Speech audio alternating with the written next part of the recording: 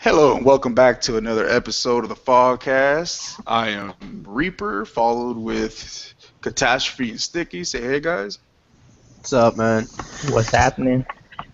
And today we're going to bring you quite a bit of news, different things kind of all over the board. And first we're going to start off what we're playing with. I myself has started back up with Far Cry 4 and still playing the multiplayer on Halo, getting ready for the Halo 5 in, 2 weeks? And what y'all playing? I just got back into The Witcher, trying to finish it before all these games come out. And some Metal Gear on the side. Nice. I'm playing Rock Band 4 and also The Witcher 3. Nice. Are y'all going to finish it by Tuesday? The Witcher 3? Tuesday. Yeah, I'm only level 4. definitely. Oh, shit. Yo, I looked at my character, I was like, level 4? I was like, oh my god. I think I'm a 31, 32, 33, something like that right now. I just kind of stopped playing it. I kind of did most of the stuff that I wanted to do all with it, so I'm kind of just like, nah, I'm moving on to other stuff right now. But Tuesday is the DLC. Oh, that's So, right. Oh. Yeah, throwing that 10 like, whoopsh. $10? Yeah, Yeah, the that's first cheap as expansion. hell. Yep, and it's like, this one's 10 hours, so minimum. Wow. Yeah, 10 hours, twice as long as the order. So, for $10. I have been really getting into the Far Cry though. Like every time I turn on that game, I'm like, why do I stop playing this? I'm just like, I picked up the Far Cry again because of that whole, what is it, the Far Cry, what is that, Primal? What is it called? Yeah, Primal. Primal, yeah. We'll talk Yup. about that here in a little bit. Yeah, I need some multiplayer achievements. Some co-op achievements, I mean, so I'm gonna join your game soon. it is private. Sorry. Really? You'd be like, come back later. Nah, I don't know. Like every time, that's a beautiful game. Like the snow in that game is amazing. Just the way it looks, the blue, the blue just makes that game really pop. So, Oh, you got up to the snow part? no. You haven't gotten up to the mountains yet? I think I have some of it, but you kind of start out in the mountains though, like the what is the prologue? Alright, I mean the mountain tops. That's what I mean. No, not that I know. I know I've when we played the co-op before though, I know we had went to like remember we were like going as high as we could or whatever. Oh, okay, yep. Yeah, we Just were adventuring. right. Yeah, I think we spent like 3 hours just roaming around, just looking for all kinds of crazy stuff, and we were looking at just the different scenery. We have found a lot of hidden like stuff. Yeah, hidden statues. Felt like something on Right. National Geographic, like a documentary or something. Right. Yeah, they had a lot of crazy stuff. Like it was, how can I say it? It was just stuff I guess I wouldn't expect to see in a video game. Really, like it kind of really didn't pertain to the Fallout, but it just like had like little hidden things that I guess would kind of be, how can I say it? Like the origins, I guess, of the area. You know, so Yeah. I don't know. But anyways, how you liking the Rock Band, Duty? I have to admit, whenever I first got it, I was kind of bummed about it. That set list that's on this just is not cutting it for me. But I did Really? purchase a little bit of DLC, and I am loving it once again. How much is each song? You can either buy packs. They have different packs. Like they have packs that have like 5 or 6 songs in it for $8.49 to $9.99. And then they have some packs that have 3 songs in it for $5.49, and individual songs is $1.99. So it's kind of expensive. It's pretty expensive, but Yeah. People are making more $10. money That's off of almost this that's than almost iTunes. a whole damn album. Shit, Right. that's But, man, crazy. since I started getting some more DLC, I'm loving it again, though. Oh yeah. What's your favorite song so far on it? Favorite song on it so far is "Unholy Confessions" by Avenged Sevenfold. Ah, nice, Yeah. nice. What you liking about The Witcher 3 right now, Stiggy? Everything, man. The music, I don't know, the music just draws me into that game so much. It's crazy. Like when you just walk, like riding around on your horse, and When just you get stare further into the into the sunset. I know game, it sounds corny, but dude, I just like looking at the game. when you get further into the game and you go to different areas, you'll it'll change up the music, Like the and snow area because and stuff. I'm dying to see the snow area, man. oh man, skillage I think is how you say it, dude. Like that map part is so much bigger than what it looks. Like when you first go there, like it's you just see a part, like literally a part. And like I was like, oh well, it's not that big. So I was like, okay, there's like four main areas or something like that. And I was like, oh, that was not that big. But then when I went to it later, I was like, holy crap, this thing is humongous, and the outside areas of it is super crazy. But yeah, you really see the beauty of that game when you get there. So you haven't even seen the real beauty of that game yet. Does So Geralt does his clothes change according to the environment? Like when you go to the snow area, does he put on heavier gear or not?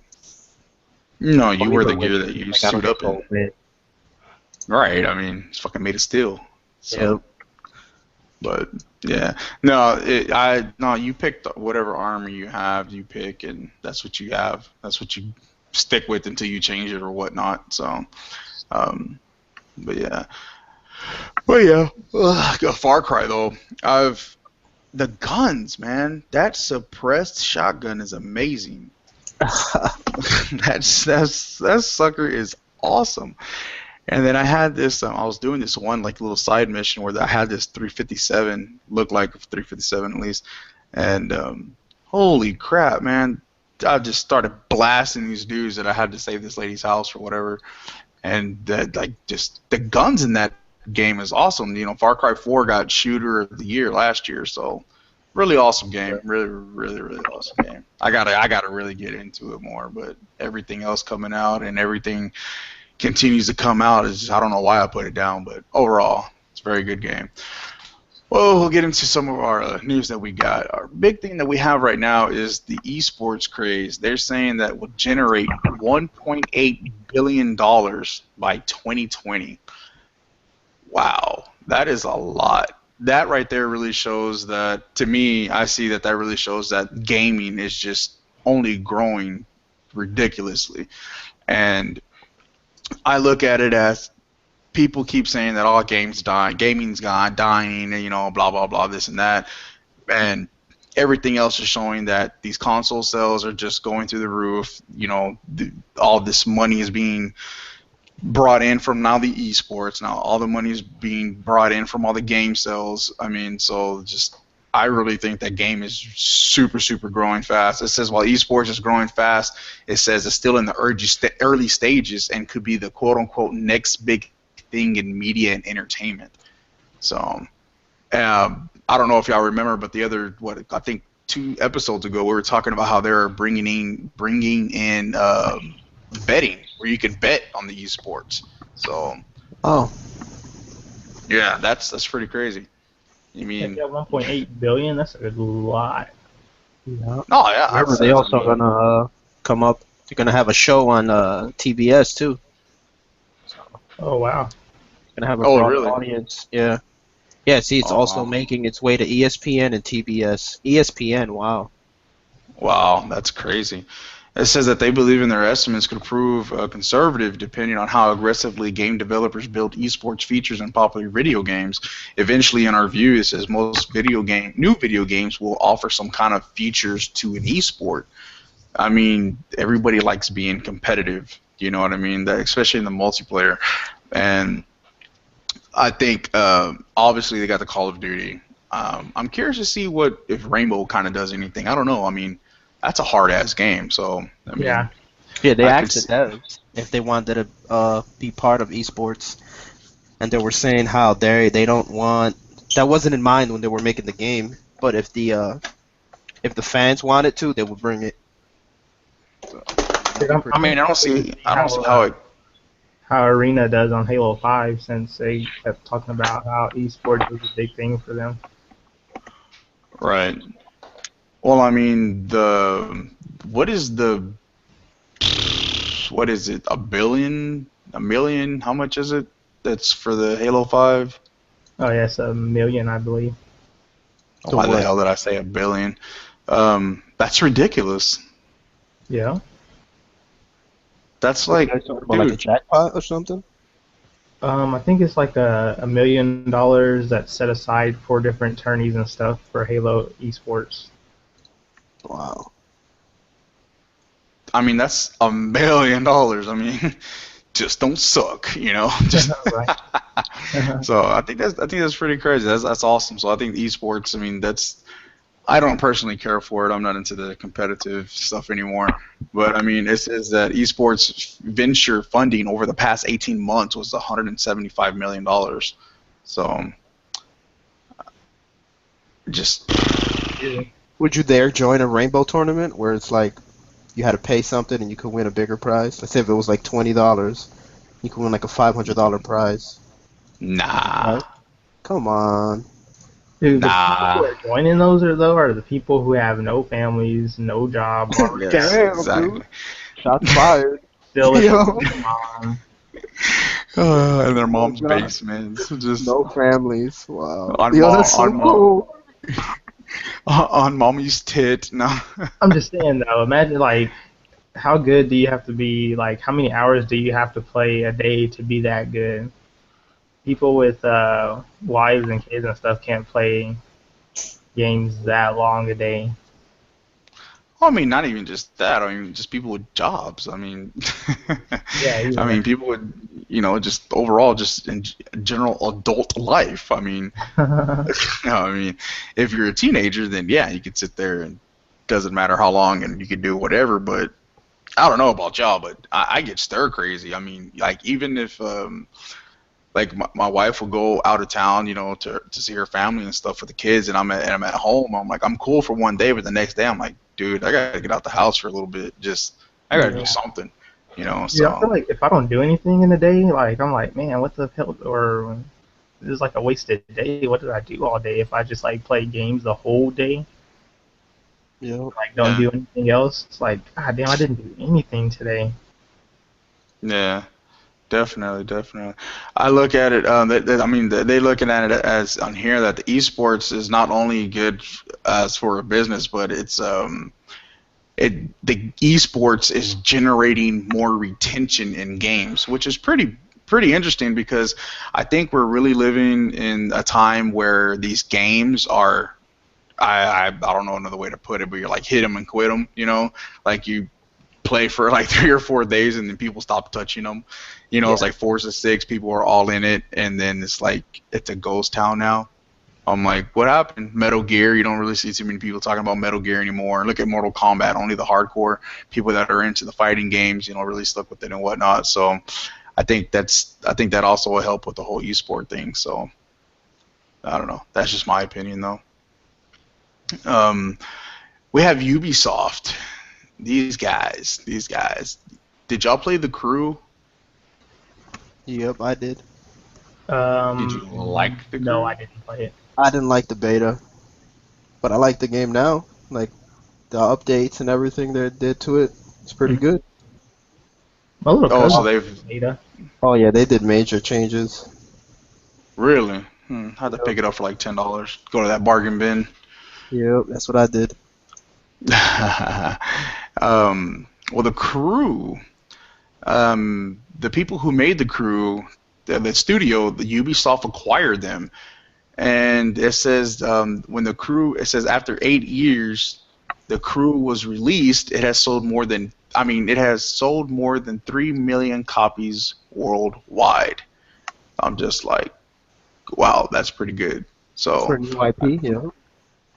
yeah, that's very good. It says the fall, the company is releasing the expansion, The Crew Wild Run, is November 17th. Is that an expansion pack? Yep, and they're completely changing everything there too, which is gonna be kind of messed up, but good at the same time for me because I've got used to what it is already, and they're changing everything up again. Oh, really? Yeah. It says the team has more than 100 members and is now integrated into Ubisoft's global talent network. Um, it says the director of Ivory Tower said in the statement, "We've also enjoyed a very positive relationship with Ubisoft. Working together on the crew and celebrating the success made us both understand that we have huge potential in continuing work together in the future." So that's pretty cool. I mean, good for them. I mean, for a team of 100 people that made a game that sold 3 million copies, I mean, for a new IP, that's really good because I didn't get the game because of the beta because, man, it was bad. I mean, Yeah, it that was. beta was really, really bad. Like, the physics were horrible, really bad. And I'm just like, nah, for that being that. And then Forza Horizon 2 was out at the time, so that game just got dumped on. Yep. And that sucked. I was really looking forward to that game. I was really, really looking forward to that game. I had followed it for quite a bit, and Forza Horizon 2 came out, and when that beta came out for the crew, it just looked like really bad, and it played really bad. So I was like, nope, gonna have to definitely skip that one because why am I gonna sit there and play that when I can play Forza Horizon? I mean, don't get me wrong, it's not the open world or as much of an open world as the crew was, but I mean, you can't compare the two. I mean, I don't think you can compare the two. How would you compare it? How would you compare the two since you've actually played the polished, I guess, version? How would you stack it up next to Horizon 2? Oh, I can't really compare them too much besides the fact that they're both like racing games. They're very different, you know? Like this one has more of a MMO aspect to it where you grind and you level up and you do co-op missions where it's literally co-op, like either one of you gotta win. They're completely different. Interesting. Yo, dude, Ah, Ubisoft's getting crazy though. Damn, they're you say buying what? more people. Yep. Look at all the games that they're about to release. They're releasing what? Assassin's Creed Yo, Right. 6, Rainbow, right? Far Cry Primal, and then The Division. God dang. And Ghost Recon. That's Then like they'll probably announce a Splinter Cell. that Splinter Cell though. And they do a bunch of like little arcade yeah, style like games. that Child Child of of Light. Light. Yeah. They made that 2D Assassin's Creed. Oh yeah. Dang, those fools are just like pumping those games out. Yeah. Oh yeah, definitely. I mean, hopefully a lot of these games don't suffer what they did last year because Ubisoft last year, in my opinion, could have got what Publisher of the Year. Is that what it is? Right? I Yeah. guess yeah. Yeah. And half their games are broken. So, Assassin's Creed. oh my God, Assassin's Creed Assassin's still Creed, fucked up. bro. Piece of shit. Like, dude, I was in the Assassin's Creed grind mode. Like, I was like loving the hell out of Black Flag, just going through it, loving it, finished it. I stopped playing it for a little bit. Then I was like, you know what, I want to play Unity, but you know what, I want to finish Black Flag first. Started grinding through Black Flag, and then finished it. Awesome. Turn on Unity, and I just like, how did this go to such crap? Like, what happened? Just Yeah. amazing. I just couldn't believe it. But hey, some are not all hitters. But anyways, next we have this little. How can I say it?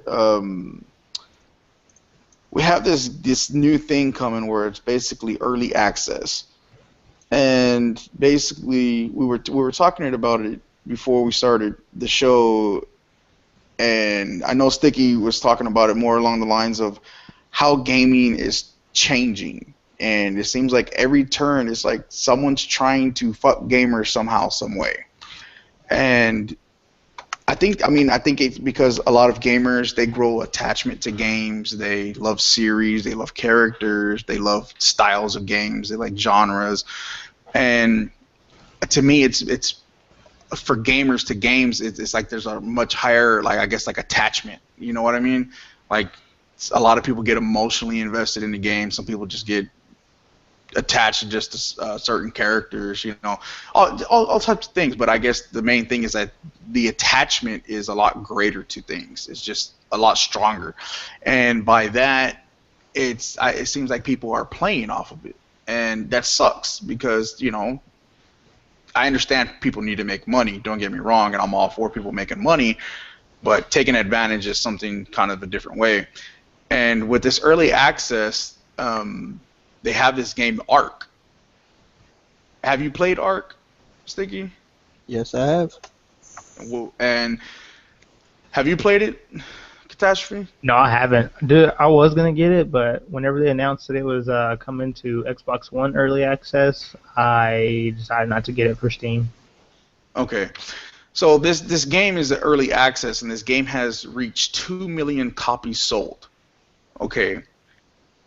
Every week they're saying that the studio is adding more content, new dinosaurs, and stuff like that. And how do you feel about paying for a game up front, basically kind of paying like for a beta?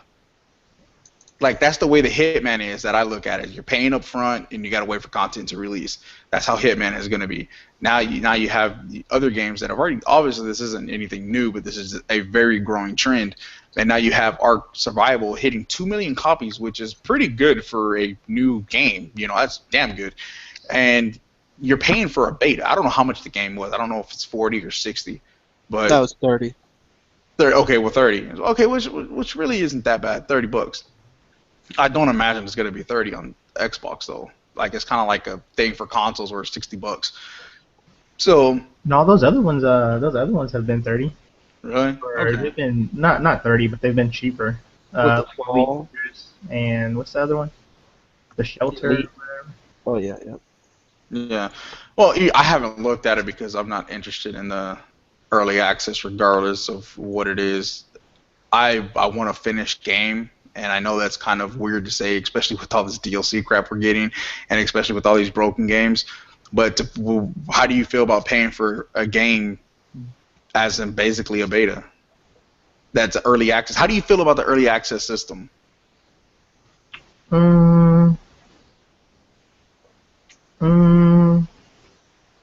don't know. I really think it's don't like alright, but I just don't like the games that they have, like in the Xbox One early access preview or whatever. I don't like the games they have in there, so. Yeah, same here. I mean, the positive thing is, they're listening to feedback, and they're fixing stuff, and you won't get like a crappy game when it comes out.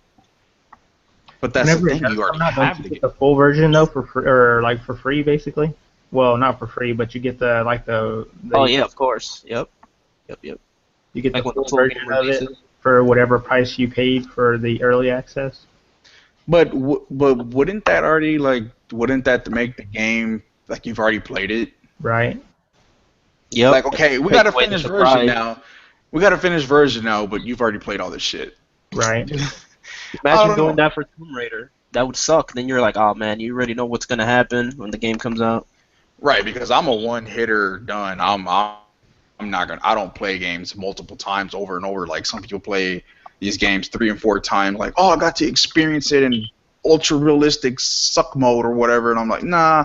I'll play it once and I'm done. If it was good, I'll play some other things around the game, side missions, whatnot. But I'm not gonna go through a whole damn story again. Yeah.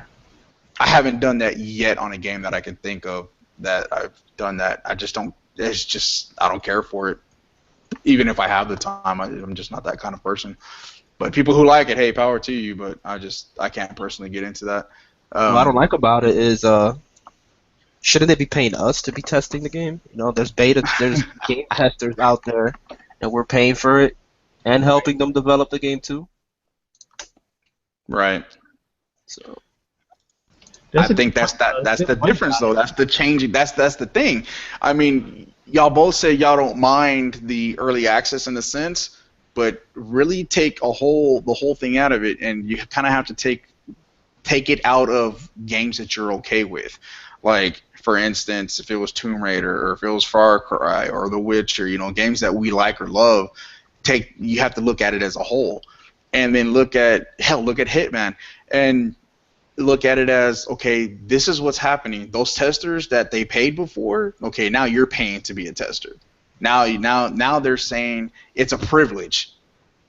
Yep. That's and I don't think that's okay. I mean, because what are you going to do when the game's done? Are you really going to keep continuously playing it with the amount of content and games that are coming out? Are you really going to keep playing it after it's polished and finished?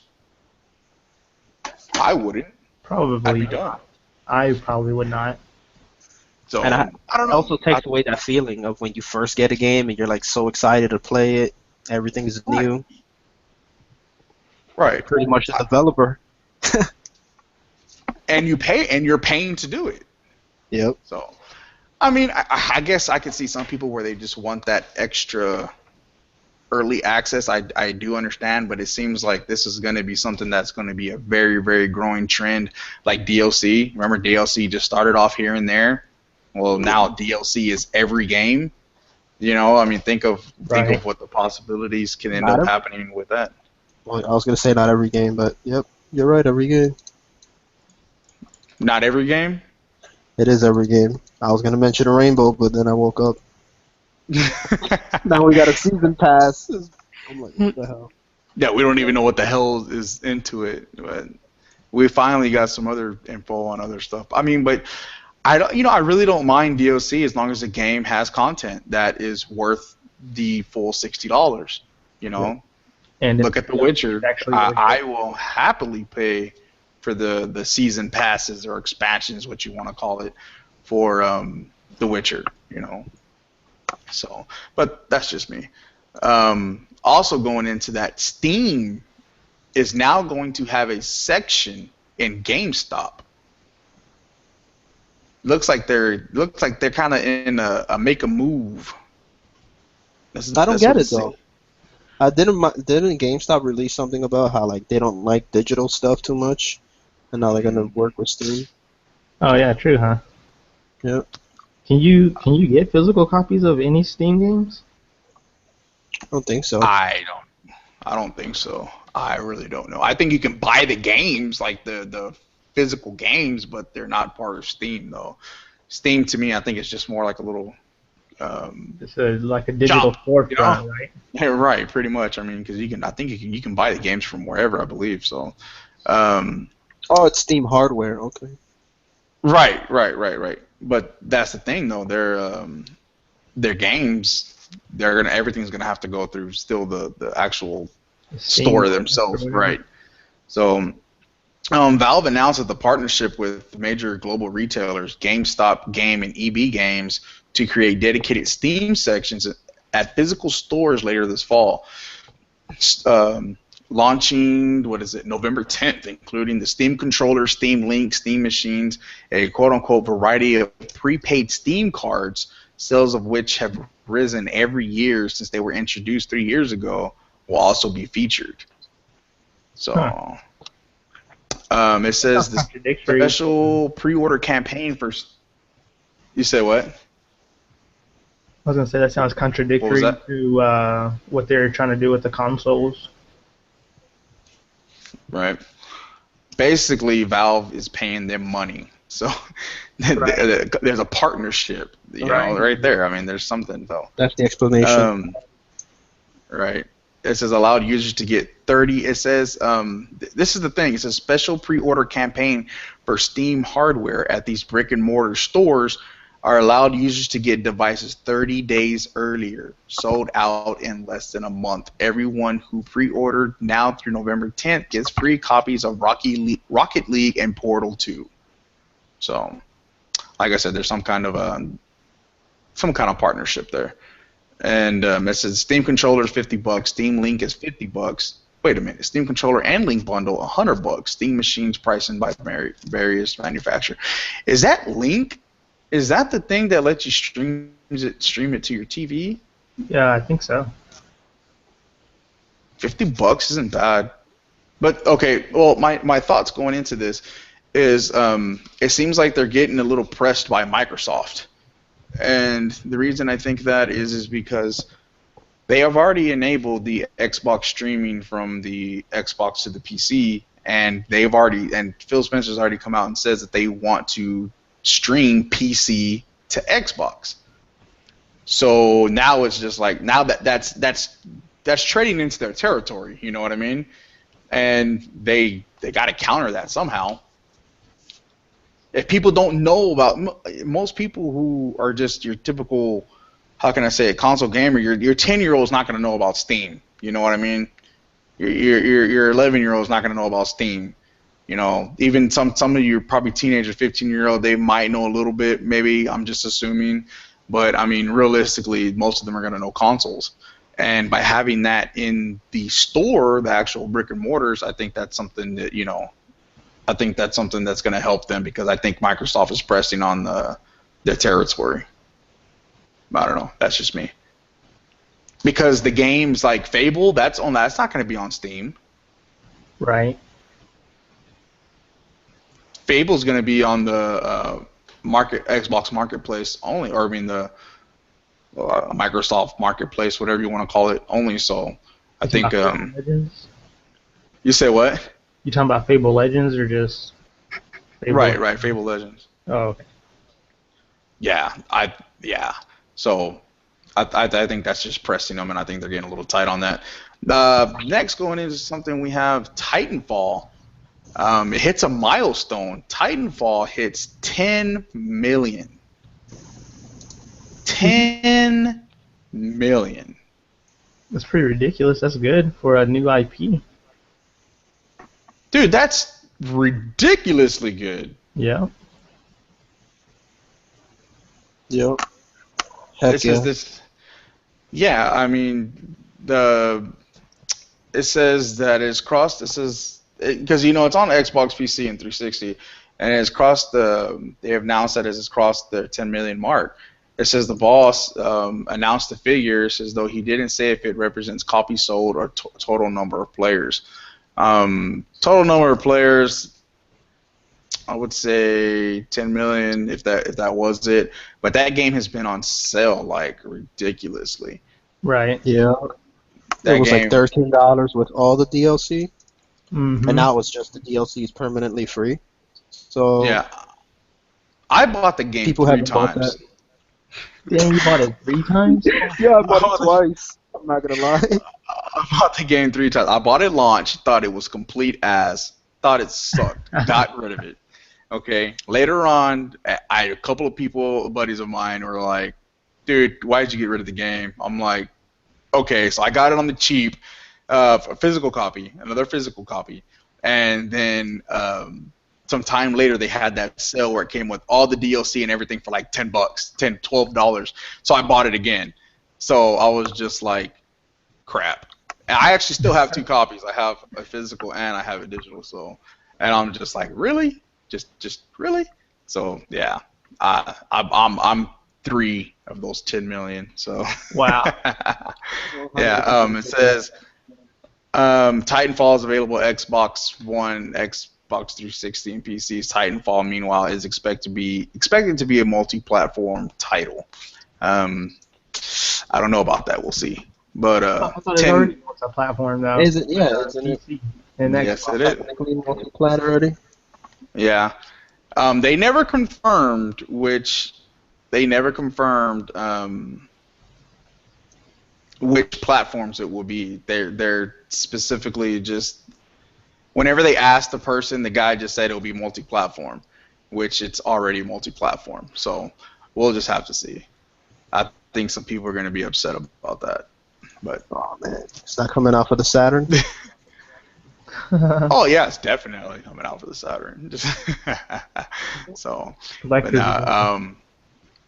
yeah, going into something else though, Phil Spencer has been a chatty little guy here lately. His mouth has been running like crazy, which is good. I mean, it's not anything bad. I think it's good to let the public know what's going on, your thoughts, your ideas, what you have in mind for the company that people have invested a lot of money in. So Right. One of the things that people are I've seen several people talking about is this Elite controller, and if it's worth it, the $150 controller. Now, the reason I say that people are saying it's worth really questioning it now is because you'll be able to remap your Xbox One controllers, all of them. So then that people are asking, is the Elite controller worth it?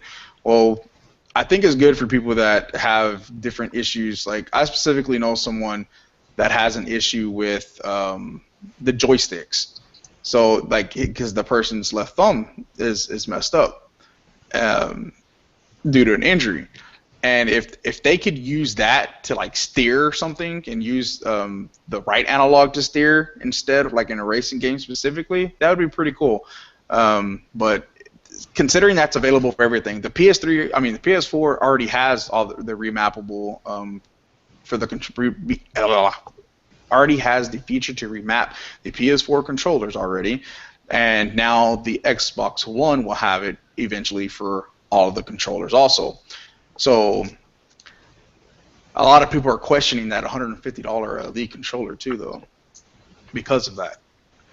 I mean, I can't believe people were you really buying that controller just to be able to remap your buttons, though? exactly.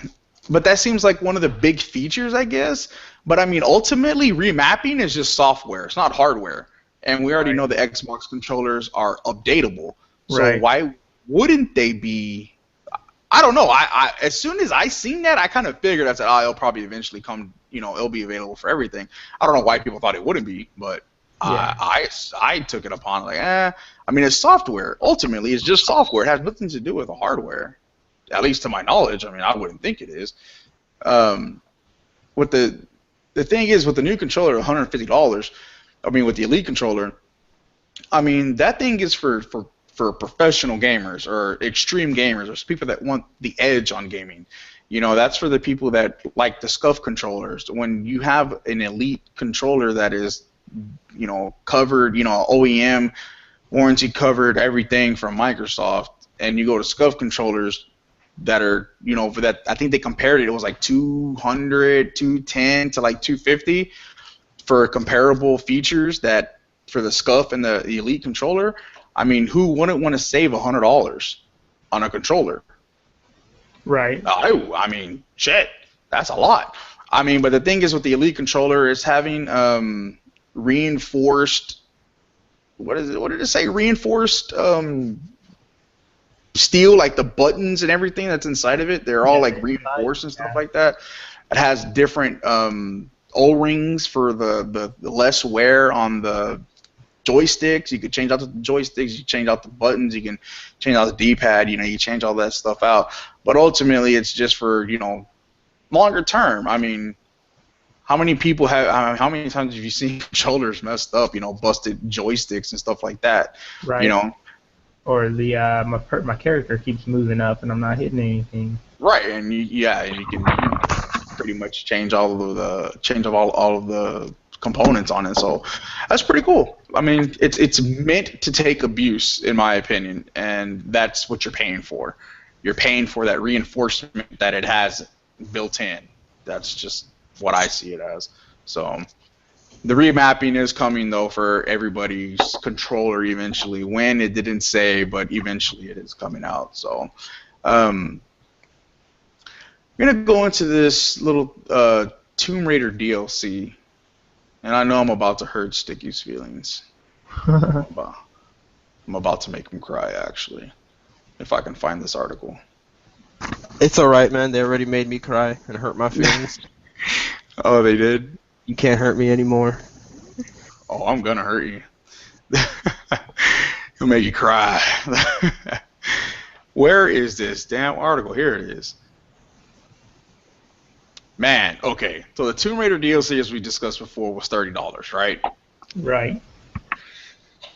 We know this game is not coming with multiplayer, right? Right. Conventional multiplayer. Right. Okay, well, this isn't multiplayer that you're getting anyways. I don't care what kind of words they try to use it as, to twist it as. So for $30, for $30 fucking dollars, which is ridiculous, the Tomb Raider DLC will include the following: an endurance mode, Cold Darkness Awakened, in-game content, and Baby Yaga, the Temple of the Witch. Okay, endurance mode is survive the extreme conditions of endurance mode. So I guess Dude. it's like a really fucking hard mode. That's Right. that's the only thing I can extreme guess. Okay, Yep. crank up the AI sensitivity Right. and throw it on DLC. Bullshit number one. Baby Yaga, the Temple of the Witch. Explore a new tomb that houses an ancient terror. Okay, probably I'm gonna say max 30 minutes, maybe an hour mission. Yep, I'm you're being right. being Because very generous, very generous on an hour. All right. You know what? I'll say 2 hours. Okay, just to be nice.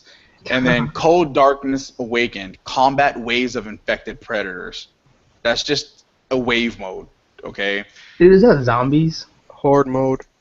What the?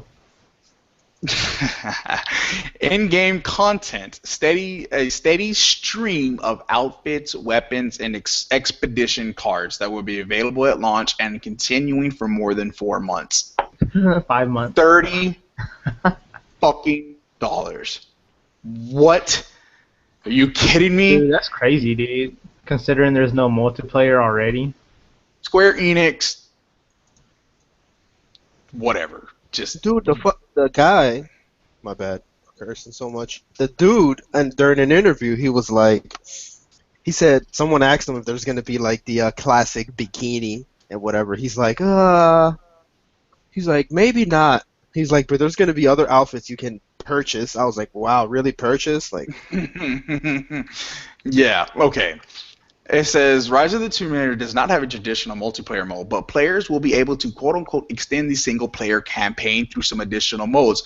They are outlined here, and it says score attack, remnant resistance, and chapter replay. what? You can't replay a chapter unless you buy the thing. Dude, No, I don't. No. I don't think that's part of the DLC. I don't. I Yo. hope not. You- I you- don't believe so, but if that is, oh my God, just it doesn't say that specifically is part of it, but let's just say it is. All right, let's just say it is. Here's what you get for the score attack. It says this lets you replay the levels from the game, which with a new set of rules. You can race the clock and post the best time and earn medals. Chain together attacks, movements, and collectibles to keep your multiplier high. Multiplier high. to be fair, that was in Tomb Raider Legend and Underworld and the anniversary one. Like they had like score attack modes and like time modes. So if that's free, I'm okay with that. Yo, do you know what's gonna be crazy though? If that Cold Darkness Awakened, that Horde mode, if you can't even play that in a multiplayer setting, that's gonna be real stupid. It's probably gonna be leaderboards, dude. Dude, Yep. nah, I'm not getting that. Remnant Resistance lets you replay hub spaces with a new set of goals. You can craft your own mission by choosing objectives, enemies, and more. Once you've mastered the mission, challenge your friends with the community to beat your high score. You can include the expedition cards you wanted featured, and others can use these cards even if they don't have them in their collection. The last thing is chapter replay. Let you keep your skills and equipment that you acquired on your first playthrough. You know what's crazy? That Remnant Resistance sounds like that mode they took off of the last Hitman game that came out. You know, it is Square Enix, so Mm. in the It last says- Hitman you can make your own missions and stuff. In the Rise of the Tomb Raider, you'll earn credits by completing challenges and exploring the world. These credits can be used to purchase expedition card packs. When used, expedition card packs become modifiers in game modes outside the single-player campaign. Some cards are humorous, such as Big Head mode, and others will increase the challenge or give you special advantages. So it sounds like those credits you're talking about you can earn in-game. So you'll earn credits by completing challenges in the world, and you can earn that by the Big Head mode.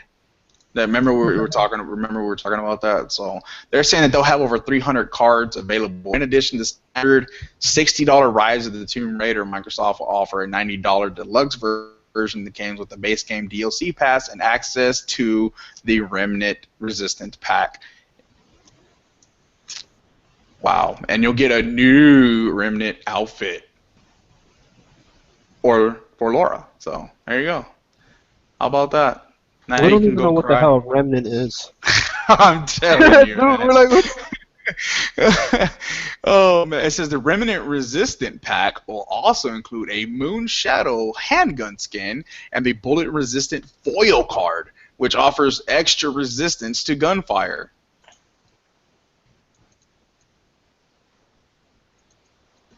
Yep. Exactly. I would not be buying that season pass. Dude, that is such horse shit. What are you doing? Crystal Dynamics, just Square Enix. Oh my god, what are y'all doing? Like, they seen, you know what? People like Tomb Raider. You know what? Fuck it up. I'm just like, man, that literally makes me kind of not even want the game now. Like that really puts We don't need me. that. I mean, I won't be purchasing the. I'm gonna get the game. Who am I kidding? I'm gonna get the game, but it throws me a bad vibe off. Just like Batman, I didn't get Batman because at first because of all the damn DLC and extra packs, and you buy it from Best Buy or GameStop or Walmart or your mom, you get different DLCs. Just like, come on, man, just get out of here. Anyways, going on something better. Quantum Break. Oh, this game. Oh, this man, this sexy, sexy game. Out in April, right? April 5th. Hopefully. I can't wait. That's awesome. Honestly, I think Quantum Break was actually ready to come out this year, later this year, a little bit later. I think it was pushed off because of timing, to be honest with you. Yeah, they got so much shit coming out. Right, and I think a lot of that had to do with Yeah. Remedy Entertainment has spoken out with the time-bending Xbox One exclusive Quantum Break for 2015. It says in the game's best interest with the interview with Sam Lake, said the only way Quantum Break will live up to its potential of being the ultimate Remedy game is if the team has enough time to ensure the game and accompanying TV show are not rushed. Thank you. Thank you. Right. I don't want to rush game. If it's not done, then just I'd rather wait. You know, I really asked myself why Remedy hasn't been bought by Microsoft yet. Yep. I didn't do that. I was telling you earlier, I think Microsoft might have already tried, but I don't think Sam Lake wants a boss. They want that freedom, huh? Yeah, I think they want that creative freedom. I think they want that creative time. I think they want all. Sam Lake is like, when I'm done, I'm done.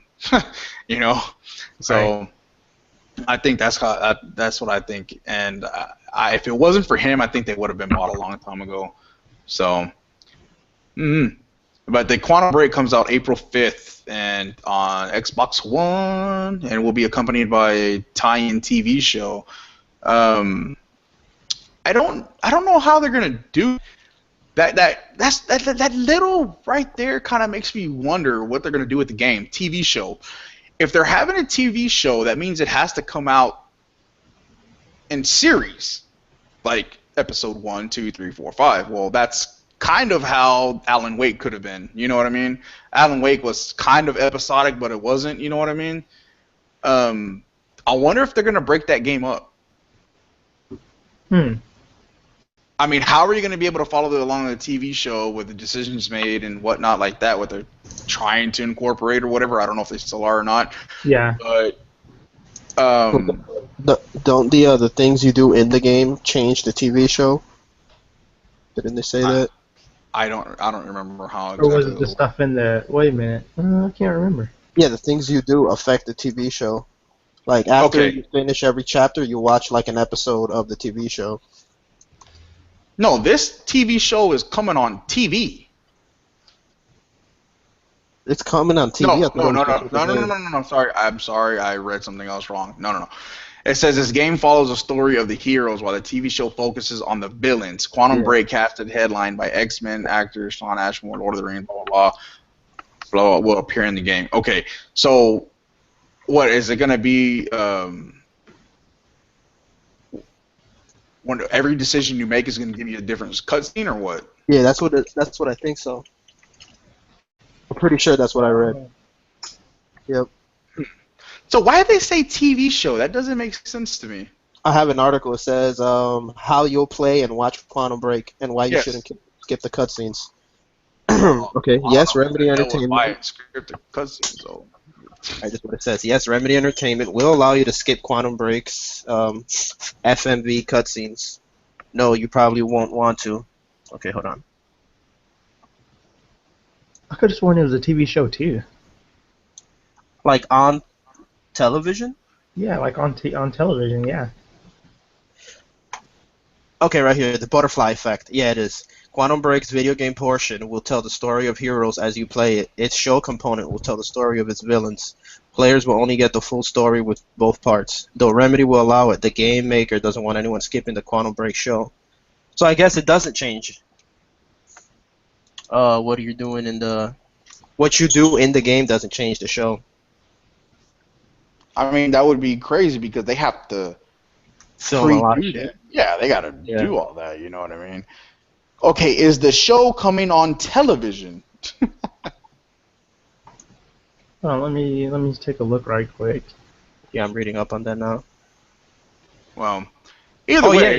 Yep. We are doing things like something we are calling butterfly effects. Lake says there are certain trigger points in the levels that if you trigger it, it's the beginning of a butterfly effect, and then there's a chain of events. These kind of unforeseen consequences, and you'll see something happening in the show. Yep. So I guess it's probably like a decision, not like something you get to decide in each episode, and it'll change something up in the show. And with that, you are getting a certain collectible. But how? They did a lot of filming, I guess. Man, they had to do a shitload of filming. But is the show coming on television? Like, physical TV? No, I don't think so. I didn't hear that. I never heard that. Well, when they say TV show, I assume a television show. I think it launches with the game. On disc. Because if you can skip the show, then I don't think it's going to be on TV, you know? It's definitely on disc. Interesting. Huh. I mean, I don't see how that would work on TV, though, you know what I mean? Just not everybody plays the game at the same time, but that means they would have to do a lot of recording then. That means they would have to do a lot of recording, so. That's crazy. Let me see. Yeah, I don't know. Well, anyways, that comes out April 5th, 2016. So that is not that far away, but it is too far away. So we got a new Fallout Reach trailer. No. Fallout? Not Fallout. The Fall of Reach. Fall of Reach. I just got so confused. I was like, no. Fallout Halo. Right. I know some people would be very happy about that. What's that? I was just being an ass. I said not me. Oh, well. Nobody cares of your opinion. I know. The Fall of Reach, they got a launch trailer. This is going to come with the Fall of Reach is included with $100 limited edition. Is included with the collector's edition, and it's also included in the digital deluxe edition, which is $80. And basically, it's the limited edition, but you don't get the steelbook, and you don't get the little figurine that comes with the little metal guardian, whatever it is. The Fall of Reach is an upcoming animated series, which is based on the novel. The animated show is a 3-act series set before and after the Covenant attack, showing the origins of the Master Chief and the Spartan program. So that is really good. I think it branches things because a lot of people didn't read the book. Oh, you know what? I think you can buy them separately on December 1st also from like Amazon or places like that. I wonder how much they're going to be. I think it was 20. Let me look right quick. Go ahead and say what you were going to say. I'll look. $20 a piece? No, for the series. Oh, For the what to say? Like, what? What? Man, So what? Does he $20. catch up on all those books? Right. Microsoft recently confirmed that the game has gone gold, and crazy, they are going to sponsor a NASCAR event later this month for Halo. It says, in addition, we got a little bit of a delay. It says the Forge mode will actually launch in December, and there will be lots and lots of free multiplayer DLC in the works. Dude, that Forge mode looks pretty sick. Yeah, that looks really nice. I don't understand why it's not coming out day one. And same thing with Big Team. Yeah. I kind of understand the Big Team because I know they want people to play Warzone, but I'm like, come on now. Just, I don't know. I don't like when they delay stuff like that. They probably need a little bit more work on it, I'm guessing. Then don't release the game. They don't release the whole game just for Forge, though? But Forge and Big Team. I mean, that's a part of the game. Maybe they want people to experience like some of the other stuff first. I don't know. Yeah, I'm curious to see all of the different modes. I hope we find out more on other modes. Like, I know it's like here and there, like SWAT won't be a dedicated mode usually, right? Isn't sometimes, like, I know on, what was it, Halo 3, like you had to wait for SWAT to like come on during certain weekends, like shoddy snipes and shit like that. Yeah.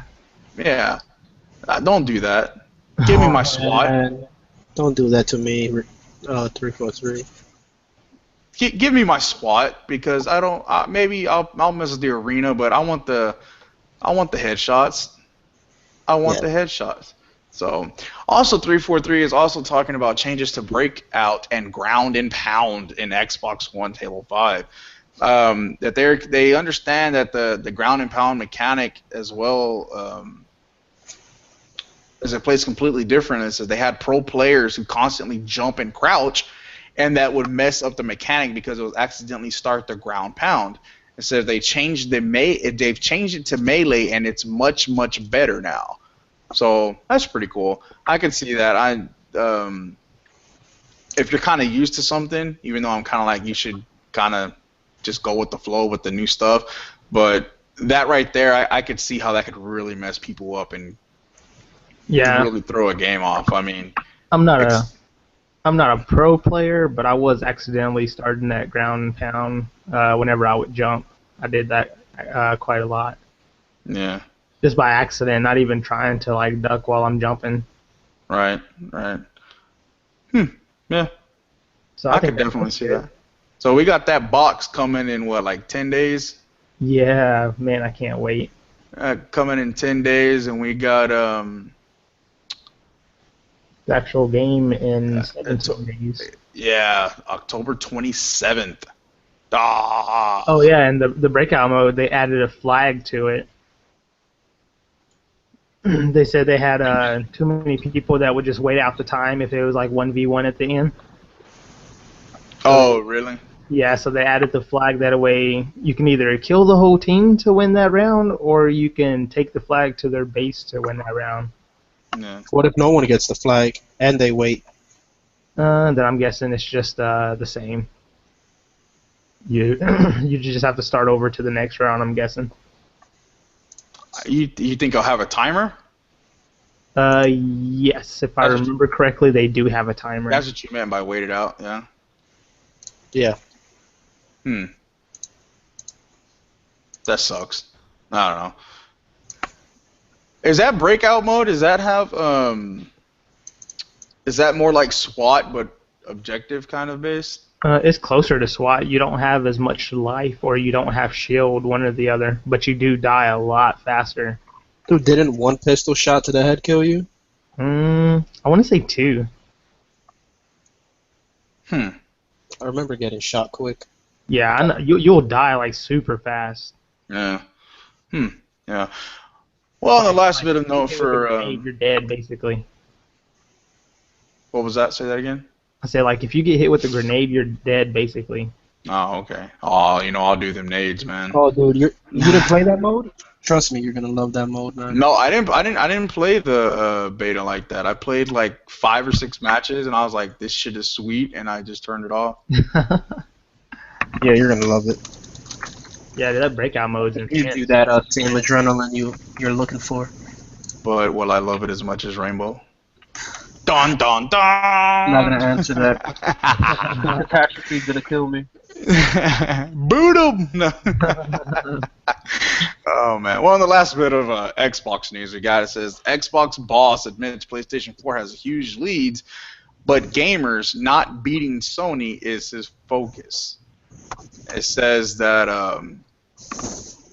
Phil Spencer took a stage at GeekWire or something earlier this week or something like that, and he says that the PlayStation 4 has an enormous lead over the Xbox One, and if he says if he thinks the Xbox will catch up, and Spencer answered honestly, he says he doesn't know. He says what, the link to the generation and the lead that Sony has, and they have a good product. So PS4. It says, for me, I think it was most fundamentally lost the trust with the most loyal customers, whether it was always online or used games, whatever the feature was, we lost the trust in them, and they were at the center of our decision making. I have a part of this article that I'm going to smash the shit out of someone for this. It says, as some of the questions occurred, people, and they looked at anything, they power the box, transactions, or launch lineup, this is what you'll find is the loss of the benefit of the doubt. And it says you lose customers' assumptions, and that's what they're making it is to them. I can't speak. You're making it into the delight of them, and it's not just to make them better or maybe a more manipulative product. Man, this person can't write worth the crap. Number one, like that's literally how the person wrote it. That's why it doesn't make sense. The big thing I seen on here was it says he really feels that about the position of the product and the brand.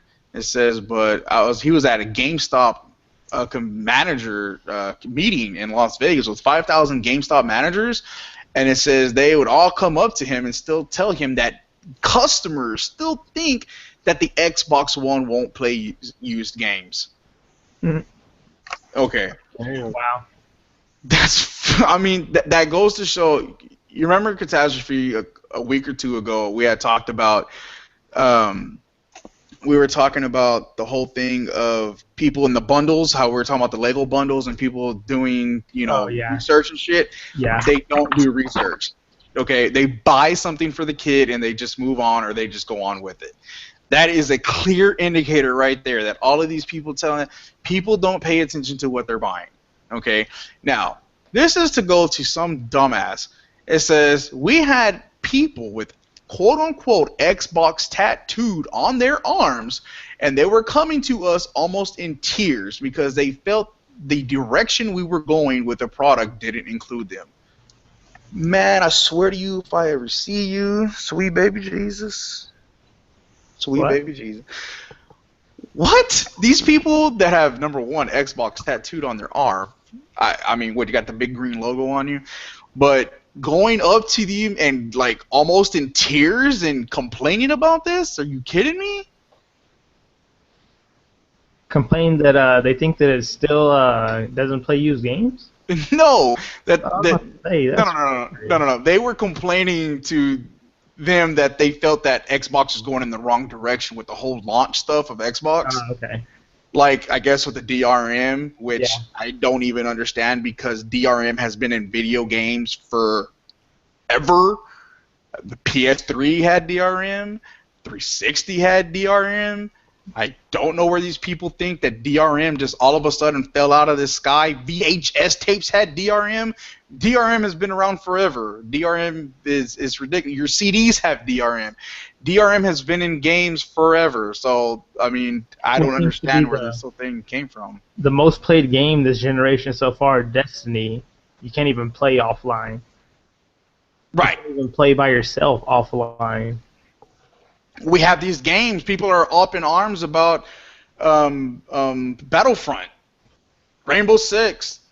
Look at the Halo. That's dominantly known for multiplayer. Call of Duty, dominantly known for multiplayer. But these games, oh man, I don't get it. I don't understand it. So the idea that Microsoft had, I think, was a great idea. It was just poorly delivered.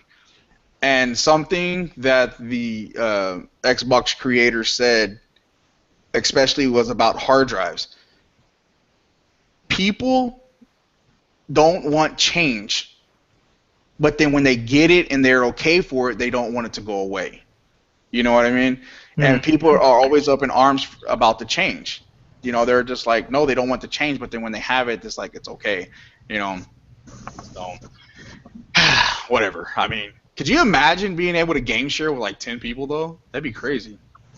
Yeah. Could you imagine with 4 of your Xboxes that you're gonna have Catastrophe, or 3 or 4 or 5 or 6 or the 10 in the basement, the garage, attic, all that you're gonna have, you would only have to buy the game once to play in your house? Right. That sounds pretty good to me.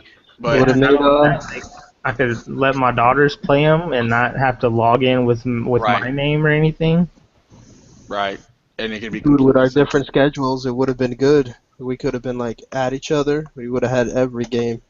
Right. No, you got to support your company's asshole. But anyways, Xbox, Xbox boss basically says that they're basically rebuilding their brand, and that's good. I mean, me personally, I don't need to be resold on the whole Xbox. I mean, I think it's a great piece of hardware. It's a console, but I mean, it's a console. I mean, you can't expect gold. You can't expect 4K 120 frames from a $350 console, realistically.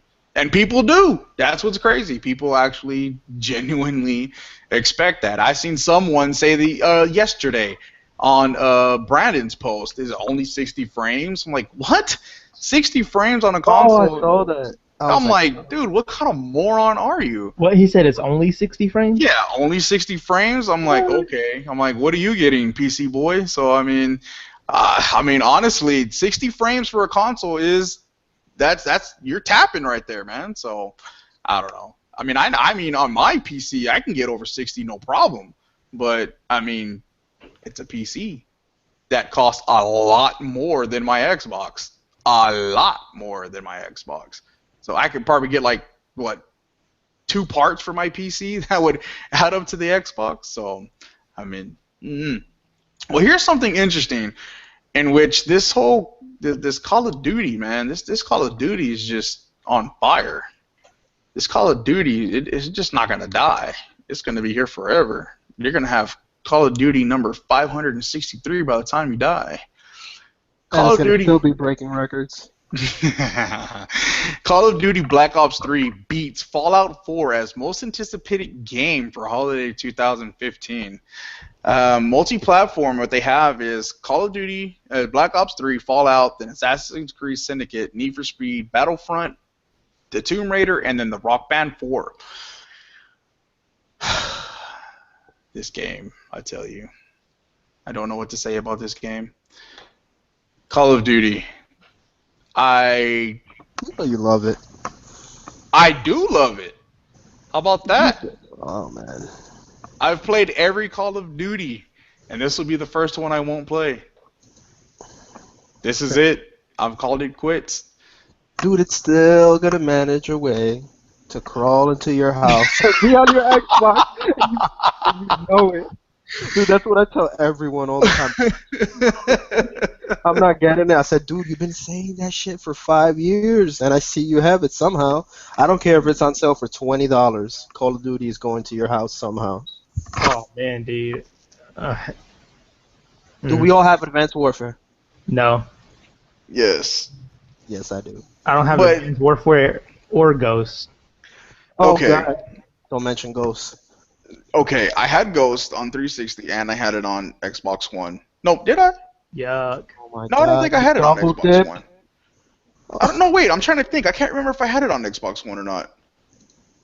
Oh, yes, I did. I got it for I think I got it for like $15 on Microsoft was having like a clearance out sale or something. It was it shipped. It was on eBay. I think it was 15 or 20. I don't remember. I think it was 15 because 20 was still been too much. But yeah.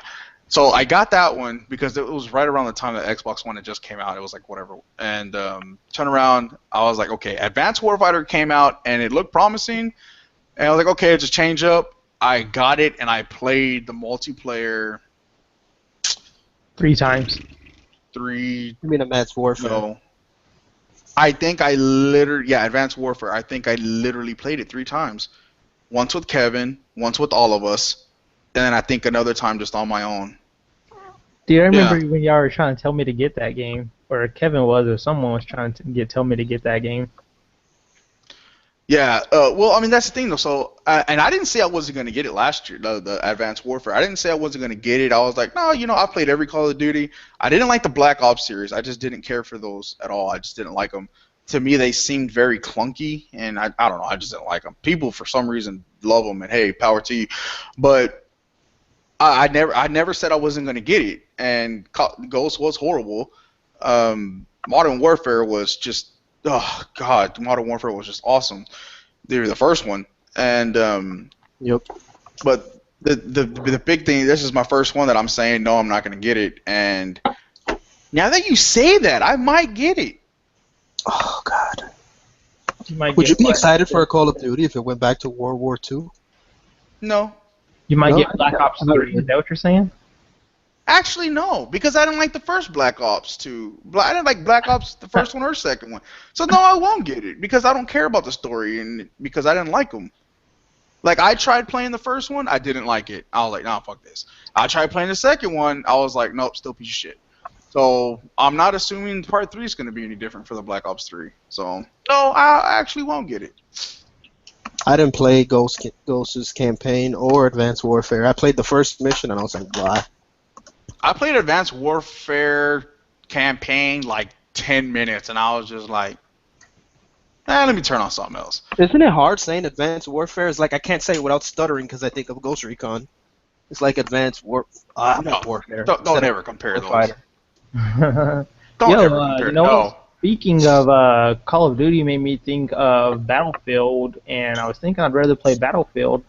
And Battlefield Hardline goes to the vault in, I think, 4 days on the 14th. Oh, that's when Okay, hold on. This is I just found this now that this survey was based on 4,800 gamers between the age of 7 to 54. What? The fuck out of here. 5,000 gamers? There's millions. Dude, that's how all those surveys like that go. Man, okay. The number one anticipated for Xbox is Halo 5, and PlayStation 4 has the most anticipated game for the rest of the year is Nathan Drake Collection. PC, StarCraft 2, and Anno, and then Vita is Corpse Party and Code Realized, Rebirth, Guardian of Rebirth. Well, here's another one because that's actually probably better. The Wii U has Yoshi's Woolly World. What? Yeah, I'm curious about that. Nice. I love Yoshi. That looks nice. That looks like Yoshi's Story, honestly. Yoshi's Island is my shit. I still play that game. Yoshi's Island is awesome. Yeah, oh my god, dude. When I first started playing that game again as an adult, at first I wanted to shoot my TV. I'm like, man, that'll be the first baby I'll shoot. But yeah, for real. Just, you know what? I have to get that silent shotgun from Far Cry, so just be like, bye, baby, you're gone. No more for you. But I don't know. I don't know.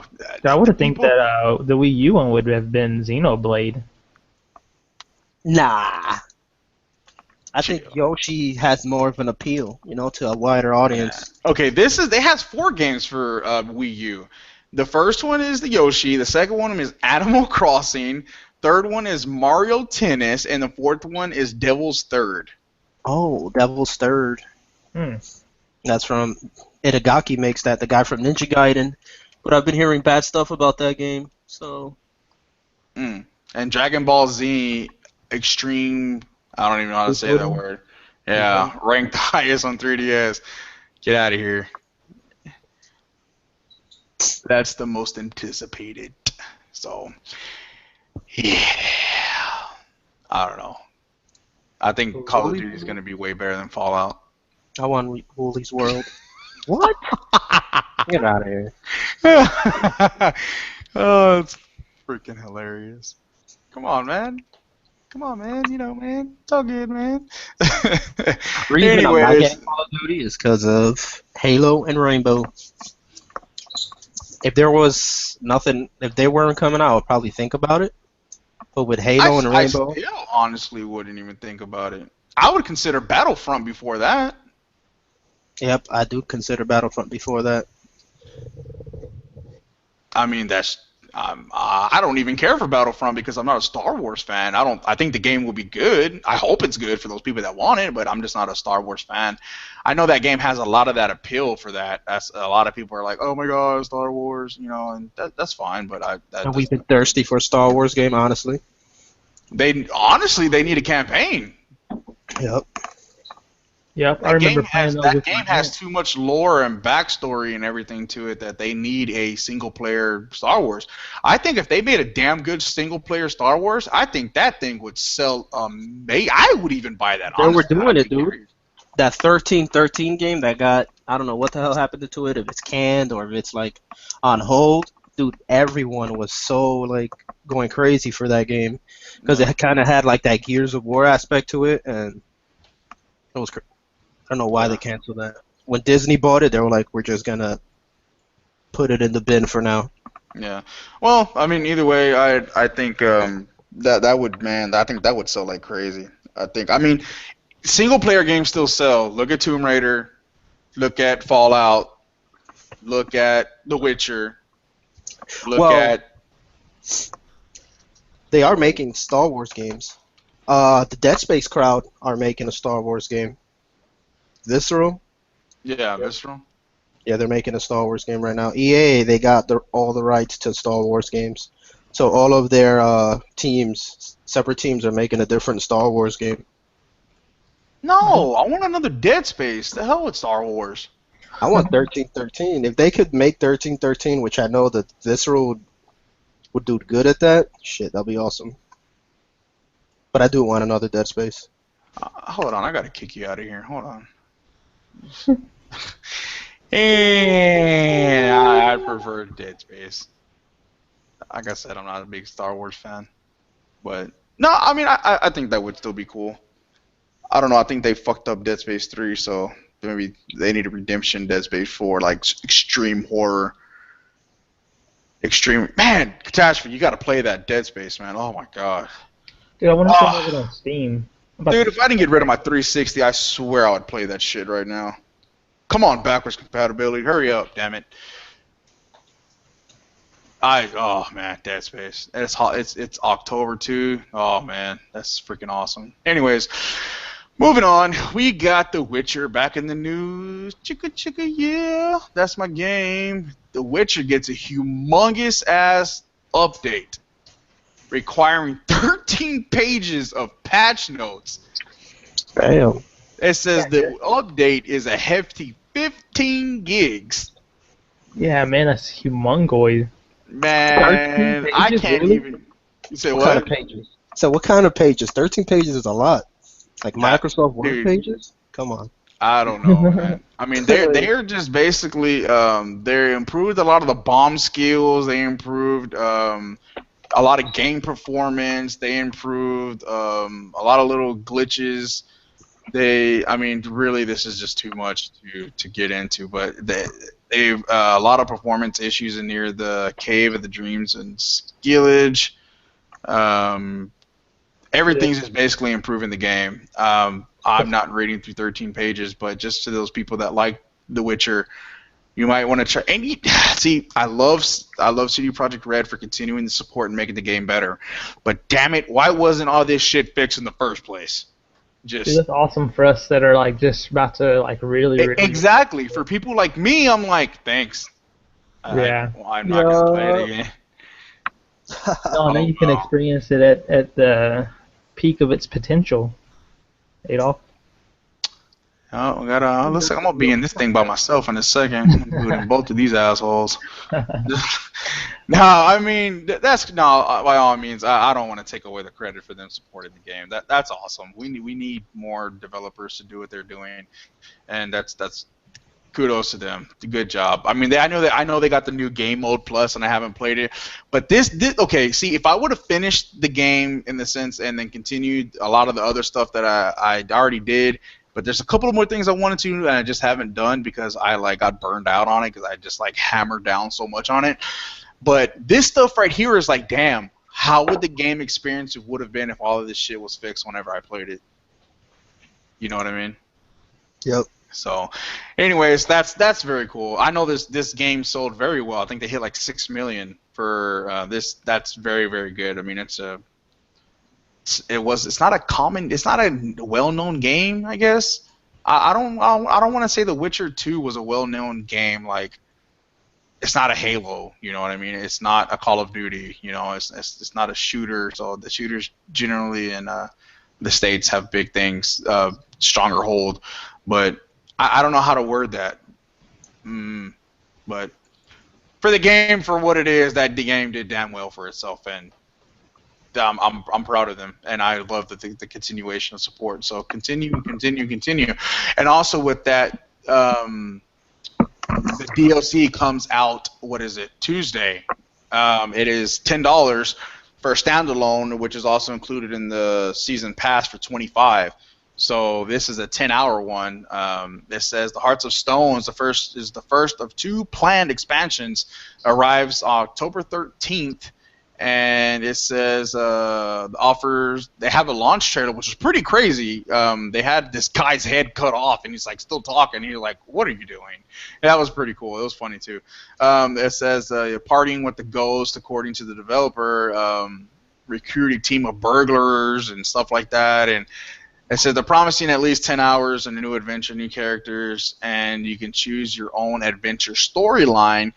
So that's pretty cool. That's coming out this Wednesday, and I am buying that. And $10 is a steal, man. Dude, $10 for 10 hours DLC? Dude, you don't even get that on the fucking $30 for Tomb Raider. Yep. I love it. Unless you just love that horde mode and keep playing it over and over and over and over and over and over and over and over and over. Well, speaking of stuff that you play over and over and over and over and over and over of the same shit, we have Destiny. Oh, I know we got a lot of people. Kevin's gonna kill us. He doesn't listen to us. Sorry, Kevin, dude. That was Reaper. Oh man, I bust his freaking. I give him a hard time all the time about that damn game. I know y'all love that Destiny, but man, I've never seen a hit and repeat so damn much. Except for what was that game you were talking about with the right trigger? Oh, Dragon Age. Oh my God. Are you trying to ruin my day? Are you trying? Like, seriously? Just all these shitty games? No. Oh, Jason's going to be pissed. I know he loves Dragon Age. Dragon Age not shitty. You said what? Dragon Age ain't shitty. How many hours you got in it? Same, more than I got in The Witcher. And when's the last time you played it? Long time ago. A long time ago. In the galaxy far, far away. Exactly. You got tired of holding that right trigger, motherfucker. What the fuck? Man, that right trigger is ridiculous, man. I thought I was playing Forza. I was like, damn. But anyways, Destiny, they are getting some awesome microtransactions. Can you guess what you can buy? Salsa moves? You are getting to buy dance moves with real money. What? Yes. Check my Guardian out now. Check it out. Players will be able to buy a new in-game currency called Silver with the cash from either Xbox Live or PSN stores. The Silver can then be taken to specific vendors in Destiny's social area and spent on new dances, gestures, and emotes for your characters. Man, now all they have to add is a disco, like a little disco section. Wow. They can do the cha-cha. They're gonna do the nay-nay. Oh my God, the Nay-Nay, no. Oh my goodness. They're gonna whip it. God, Oh my God, I'm dying. Oh shit. Holy shit, dude. You just ruined my day. Oh my God, I can see Kevin right now just whipping it. Just. Oh my God, that's freaking hilarious. I gotta send him this. He makes his guardian start doing the nay-nay or whatever, then he gets up there by the TV and starts doing it with him. Oh man, then he turns on his Connect and he records it and Comes with a new uploads it. upload feature, yeah. Oh my God. I gotta change the password Dude, to I our would buy YouTube that channel. for somebody so I can watch him do it. Like, yeah. I would not let him upload that shit to here. Oh my God. Probably got a lot of views. Control Alt Delete. No. Oh man, that's hilarious. Well, anyways, yeah, that's the kind of things you'll be able to get. With that, I don't know when that date is. I don't know when they are enabling that, when you can get your new Nene moves. To say is, you'll still receive updates to the game. You won't lose a Crucible encounter, fail, or clear a raid because you didn't have the right. I don't even know that word. Trading company multi-equipped. Okay, so basically they're just trying to get some more money from the massive amount of DLC they've already made people pay for a full game, and. Yeah, I don't see the damn date on it. Anyways, the last couple of things we got Konami. Boy. I'm back, Konami. Man, these guys just cannot get in the news for good stuff at all. Like, it seems like they're just completely trying to figure out new ways to get over on gamers. Konami adds an insurance microtransaction to Metal Gear Solid 5, the Battle Pain. Insurance policy. Insurance freaking policy. It says it's launching an insurance scheme that protects any in-game asset stolen by rival players during infiltrations into your forward operating base. An existing player versus player, any existing player versus player aspect of the open world action game. The insurance scheme sounds familiar to the shields mechanic used in mobile strategy games like Clash of Clans. So they're already trying to implement their whole mobile game aspect. How about that? It says the insurance options are 1 day for 50 coins, 3 days for 100 coins, 7 days for 200 coins. It says so 3 days of insurance will cost you $1 in real money. What? 3 days of insurance. Will cost you $1 in real money. 3 days. Whoa, these dudes are getting serious with this. What the? That sounds Dude, I think my renter's insurance is cheaper than this shit for a month. Dude, that's crazy. Holy Dude, it comes up to where you gotta say, dude, are you blaming the devs? Do we think the devs are fucked up, or the people who are actually paying for this are just? Oh say what they are. man. Well, you know what? I think I really believe that we speak with our money, and if these people are buying this shit, they're gonna keep doing it, man. Yep. Dude, that's crazy. Literally, think about that. It's like having a real life Dude, GTA had insurance, but you bought that shit with in-game money. Yeah, exactly. Wow. Wow. That's just crazy. 10. Okay, that's 10. Okay, no. I'm sorry. I'm wrong. My renter's insurance is just a little bit higher. So for $100,000 in coverage that I have in real life, it's just a little bit higher than some fake game insurance. Okay, just checking. Get the fuck out of here. So I can burn my apartment down with all my stuff, get new shit for just a couple of dollars more than for the insurance on there. So, dude, and then someone's base will burn down, and there'll be some kind of error. They won't get their base back. Right. Well, you know they have those bugs. They're having those bugs. Exactly. So, man, that's freaking insane, man. That's just freaking insane. So, anyways, that's just crazy. What time are we at now? We have. I want to get into this little bit of Far Cry real quick before we get out of here. Oh, yes. Far Cry Primal. I was a little, actually, I was a lot skeptical of it because this is basically going to prehistoric times, and Far Cry is known for shooter. Far Cry 3 is in probably my top 5. That villain, that villain work was just too strong. So, this was a little weird to get into this Far Cry with no guns. What? Shooter of the year 2014? Next game has no guns? I didn't understand that completely. But, explosions and whatnot, isn't that a big thing in Far Cry? right.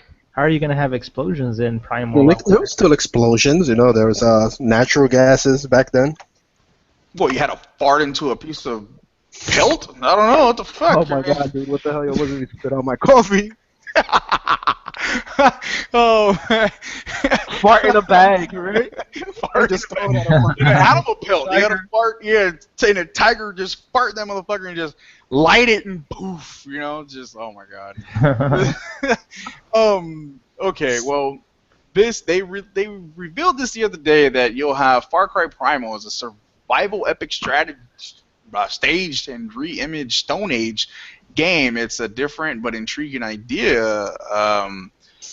Really, it's hard to imagine, a game, Far Cry, without guns. It says, in addition to survival of the elements, you'll have to fight off packs of dire wolves, hunt woolly mammoths, avoid deadly saber-toothed tigers, and deal with the wraith of hostile warring tribes. All of the elements of the series, it just looks different. Still, it's been a while before we get to play it. It's coming out February 2016, which really isn't that far away. I think it's really I really think it's a reskin of Far Cry 4. Like Blood Dragon. Right, That's right. what I'm thinking. Yep, it's gonna be but it looks like a damn good reskin. So I'm really not. So I don't know. It's just no guns though, man. But anybody that plays Far Cry, man, those animals don't play. Man, that honey badger. Honey badger? Dude, that honey badger gives no fucks. That honey badger will kill you in Dude, nothing. A bear is easier to kill than a honey badger in that game. Dude, that honey badger is ridiculous, man. That's why they call it the Wolverine, I guess. Man, that's why I call it a jacket later on, shit, because I'm gonna wear it after I kill it, man. Just, man, that shit with pride, right? You say what? You wear it with pride, right? Hell yeah! No, man, those honey badgers were insane. I remember playing with Sticky, man. Do you remember when we were like at a far point and we were chasing this couple of cars down, and we ended up in this little base that just had this random Jeep sitting there. It was concrete. It was actual concrete there. And all of a sudden, like 2 or 3 honey badgers came out of nowhere, and we were like, oh shit. And we were like, okay, we're out, gone. Yep. Like, think about that. 3 honey badgers approach you, and you have 4 weapons that are very powerful weapons on you, and you run from a honey badger. That is how ridiculous these animals are. Yep. So I'm really curious to see. Just as deadly as a rhino in that game. Oh my god, yeah. Yeah. Dude, those snakes. Oh, man. Those snakes. Dude, those snakes, come out of nowhere and they just bite you. Far Cry Primal is $60, so it is a full game. From the developer diary that I've seen, you are not able to buy weapons. You have to make weapons, and from a lot of the schematics that they were showing, they are going to have a lot of weapons. Spears, bows, arrows, clubs, knives, all kinds of stuff. So a lot more different things they're going to have. So I'm really curious to see. I mean, you think overall, I think the game is a great idea. Just what throws it off as a what the hell thing is Far Cry. That's just what throws it off. If it was just called Primal or Primal Instinct or Primal whatever, Primal Animal, I don't know, whatever, it would have been like, let me see more. But Far Cry, it just kind of makes me like, what? You know? But it kind of got up to the point too where Far Cry was kind of getting like if they would have done another 3 or 4 style game, it would have got kind of stale already, where people would have complained. Well, I'm not. People Well, were already complaining on 4. right. Well, I think the reason 4 was complained about is because Halo. Why am I saying Halo? Jesus. Um, because Far Cry 3 was such a great game. Like, that was hard to follow. Like, Far Cry 3 was amazing. And for Far Cry 4 to fill those shoes, that was really hard. I mean, every game isn't going to be a step up. I mean, it's just not. So, I mean, I don't think Far Cry 4 was bad at all. Me either. I loved it. I just think it wasn't as good as 3. But 3 was, like I said, it probably I'd really have to think about it, but probably my top 5, definitely in my top 10. Far Cry 3 was that was an amazing game. Did you play Far Cry? Catastrophe? Nah. Okay, that's it. He's gone. Kick 'em. That's it. Fuck this guy. No, but I mean, seriously, man, you gotta play that game, man. Like, you could probably get Far Cry. You know what? You won't even miss Far Cry. Far Cry 4 would be really great for you because you don't know what you're missing for Far Cry 3. Because Far Cry 4 is still a great game. It's just in the comparison to 3. So, right. Like, and you could probably get Far Cry 4. I've seen it several times for like $20. Yeah. 25. So, I mean, that is definitely a good game. It's a good shooter game, got good shooting mechanics, has beautiful scenery, nice open world, very, very well done game. So, very, very nice. I started to get it a couple of times. It's just like, I was like, God, they have all these open world games that I haven't beat yet. But yeah, I think that's fair though to say, because it's not a game where you can just run through it like Call of Duty, where it's corridor, you know. Yeah. This one's gonna take time. Like the other Halos. I got like 80 hours on it. So. Dude, I think I had like 30 hours, like in the first week, and I had like 3% because I was like, I already knew what Far Cry was about, so I just started hunting. Like, I just started hunting. Like, all right, all the animals dying. So, just yeah, and you got to hunt those animals to really level up and create stuff. So that's why I think that whole aspect really comes into that Primal game. So I'm definitely gonna have to. I'm not sold on it. Yeah, even though it's Far Cry, I'm not sold on it, but I'm definitely keeping my eyes on it. I like that. So yeah, definitely like that. 2 real quick things, and then we'll get out of here. PS4 is getting a price drop down to $350. So that makes me wonder if Xbox is going to come down in price also. Yep. You think they'll come down in price? I think they've already announced all these bundles at $350, so I think they're going to stick there. Yeah, I think they'll stick there for a while, at least through the holidays, maybe. I think so too.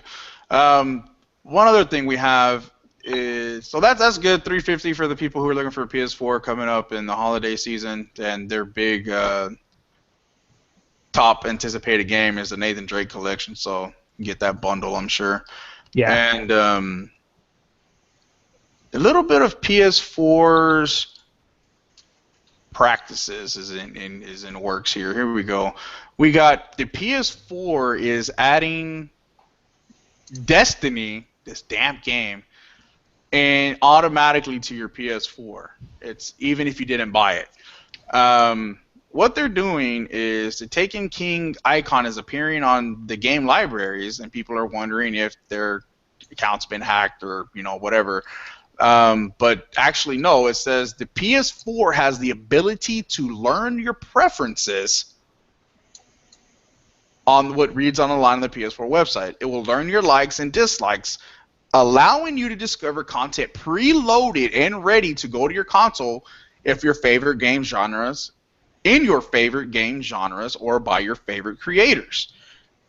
So they are automatically putting content that you didn't buy on your system just by your likes of featured content or whatnot. So that's, I don't know. You to buy or download or buy. Yeah, it's advertisement. Is it installing the DLC? You said what? It's installing stuff? Yes. No, I don't think. Look, here it goes right here. It said automatically downloads. It said it's not surprising that Sony would promote Destiny in this fashion. After all, it said that Sony is treating this like a first-party first-party game. And actually, I did notice that in my library whenever I messed with my PS4 yesterday. Yep, me too. It says the icon is appearing in many of the in-game libraries. Clicking on it will bring you to the store to prompt you to either download the game or its demo. So it's just installing an icon. So it's putting something there. Whenever you go to it, it is bringing you to the game To demo buy or to buy it, and it takes you to the most expensive version of the game, which is, I don't know, whatever version that is, but I don't know. That's just a little weird. I think that's weird. Hopefully, no kids like accidentally buy games that way. Yeah, because Sony's not going to give a refund on that. They don't do the refunds on the games. Although there has been a law implemented, I only think in the UK right now. I'm not for sure if it's in the States, but where you should be able to start getting your digital games refunded. So Sony's going to have to start abiding by that, which is good. Everybody should have to abide by that. Everybody. Microsoft, PlayStation, Wii. Nintendo. Yep. Steam already does it. Steam has a no questions asked, just ask for a refund. So that's pretty cool. The last thing we're going to talk about goes back to a little bit of the CD Projekt Red, and it is talking about the Cyberpunk 2077 or 2077. What, you waiting for that, man? Dude, what's that game going to be about? Oh, it's based on a tabletop game, but it's pretty much going to be like a sci-fi game. So it's going to be crazy. Yeah, it's going to be a sci-fi role-playing game. Yep. And they are saying that this game, which, coming from CD Projekt Red, considering the amount of support and the great devs that has pretty much come out with The Witcher, they have pretty much fallen into that category for me as Remedy. Like, okay, put it out, I'm going to buy it. You know what I mean?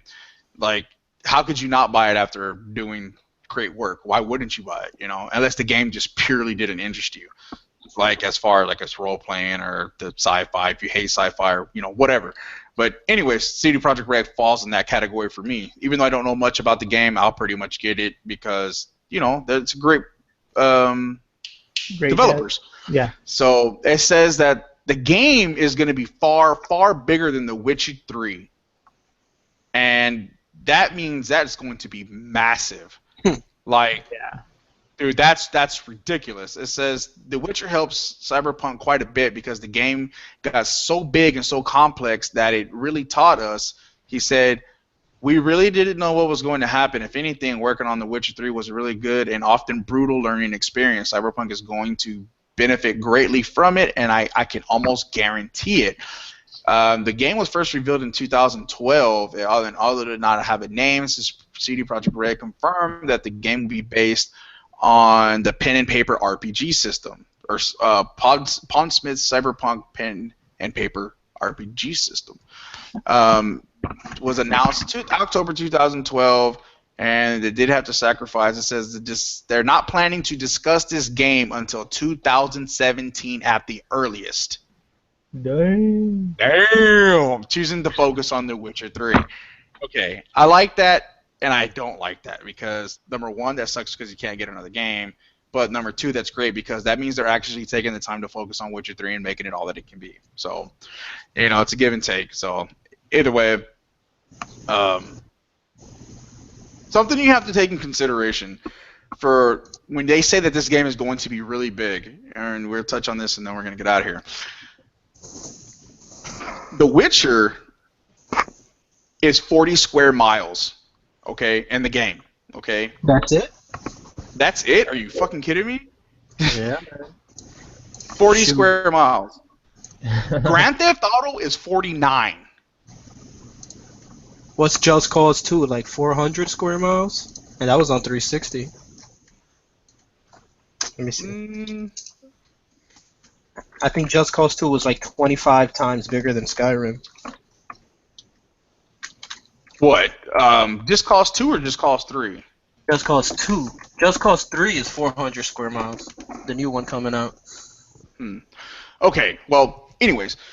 But I mean, considering that Grand Theft Auto was 49? Yeah, 400 square miles. You're right.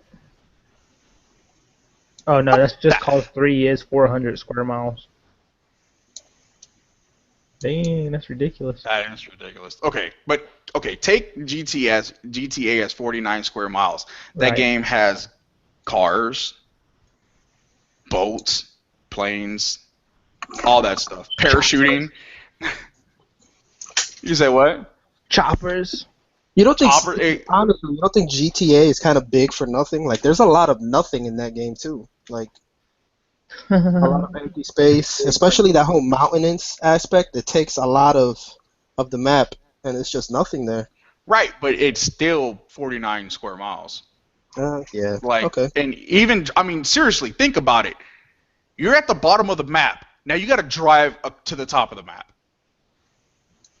Like, I would be like, no, that's not happening. Somebody will Dude, get an yep, going airplane. from the city to Trevor's house is annoying. Oh my god. That's what I'm saying. Okay, now imagine The Witcher has a fucking horse, and it's Dude. 40 square miles. It's true. Dude, when I had to go from the Baron's house in The Witcher to his daughter, and it was in the same map, dude, it was long. It was like, what is that? What, they go by kilometers in that game or something?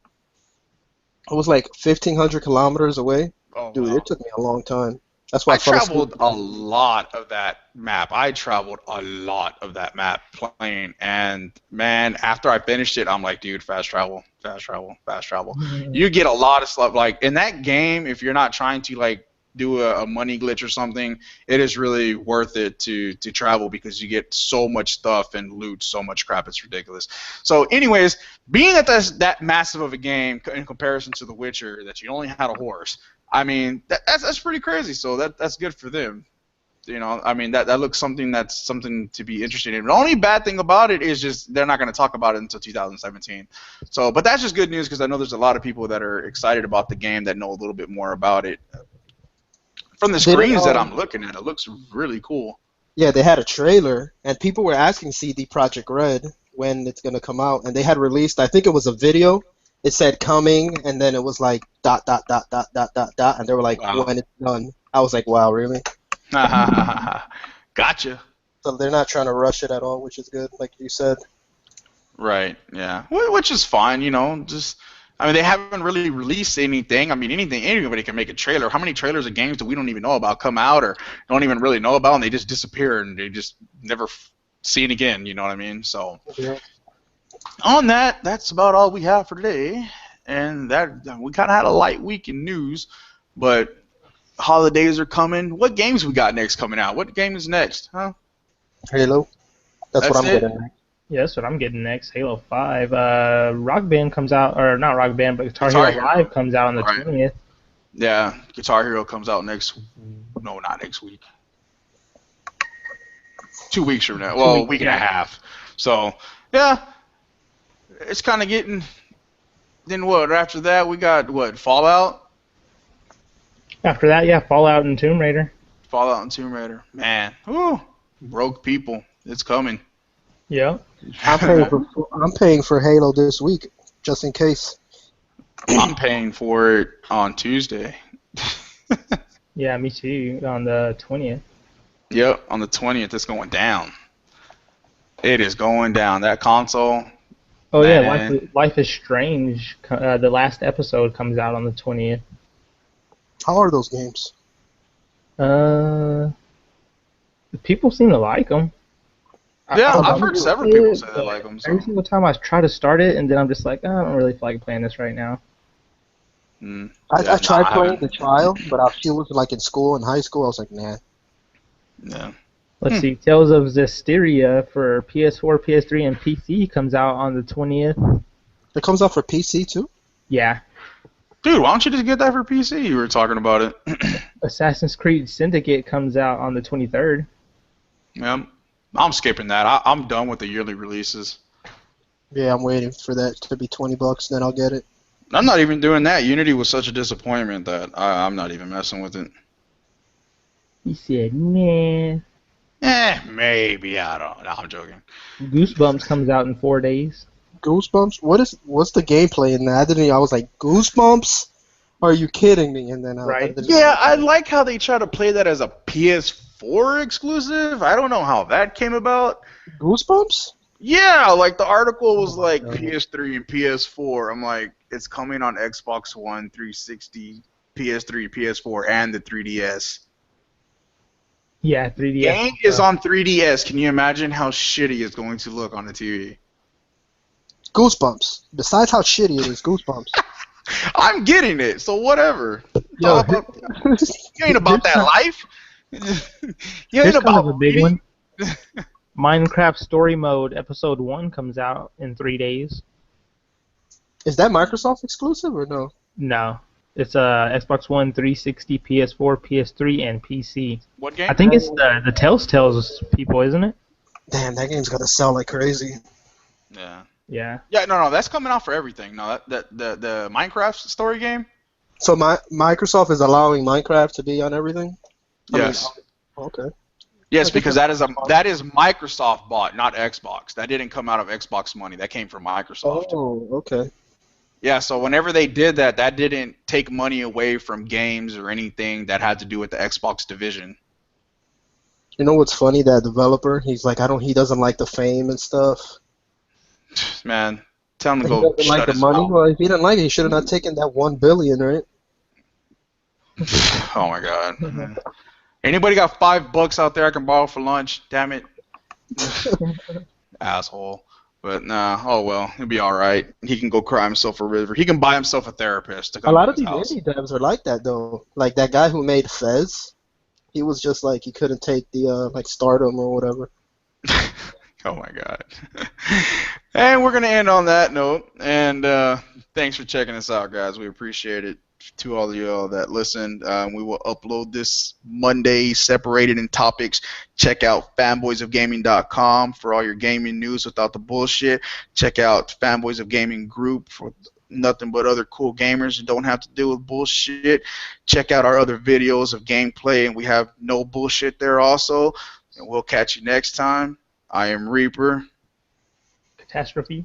Sticky. And we'll catch you next time. Links will be in the description below. Y'all take it easy. Have a Later. good one. Take care.